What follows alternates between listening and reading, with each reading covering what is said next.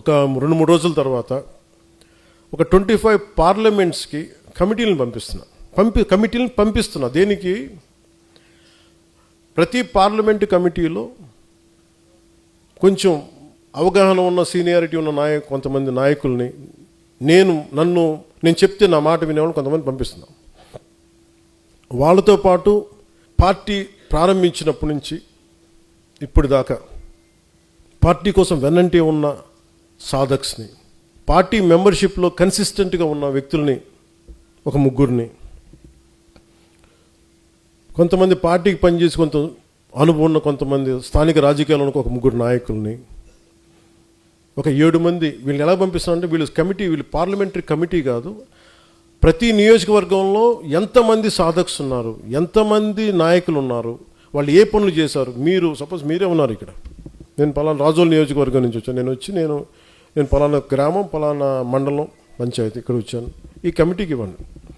వీళ్ళకి సహకరించడానికి ఒక 20 మంది సాధక్స్ని పెట్టాను, స్ట్రీమ్లైన్ చేయడానికి. ఒక రూమ్లో ఇలా కూర్చుంటే వేదిక పైన ఒక 7 మంది ఉంటే సహకరించడానికి. దేనికంటే ఎవరు పని చేశారో నేను నాయకుల్ని పంపించట్లేదు. నేను మనోహర్ గారిని పంపిస్తే మనోహర్ గారికి 10 మంది తెలియచ్చు, 25 మంది తెలియచ్చు. కానీ నేను పనిచేసిన ఒక 5 మంది సాధకులను పెడితే ఇబ్బంది అవుతుంది. నేను 20 మందిని పెడుతున్నాను. దానికి తోడు నేను 3 రకాల చెక్లు చేస్తాను. అందరి ఆమోదయోగ్యం తీసుకొని ఒక్కొక్క నియోజకవర్గానికి వీళ్ళు ఇన్ఛార్జ్, అక్కడ రిసోర్సెస్ మొబిలైజ్ చేయగలడు, కొంత ఖర్చు పెట్టగలడు అతని కోశాధికారిగా, కొన్ని చేయగలడు అతను, కొన్ని సెక్రటరీ, ఇట్లా కొన్ని స్ట్రక్చర్ చేశాను. నేను ఇది 2007 నుంచి వెయిట్ చేస్తున్నా ఈ స్ట్రక్చర్ని రియలైజ్ చేయడం కోసం. 12-14 సంవత్సరాల తర్వాత I want realise this structure. ఇప్పుడు దాకా అందరూ మీరు చెప్పినట్టు చేశాను, ఈసారి మటుకు నేను చెప్పింది ఫాలో అవ్వండి. నేను ఇదే చెప్పాను, వ్యూహం నేను వేస్తాను, మీరు పాటించండి. ఇంకా నన్ను క్వశ్చన్ చేయొద్దు. అసలు నన్ను ఏది స్ట్రక్చర్ చేయనివ్వట్లేదు ఎవరు.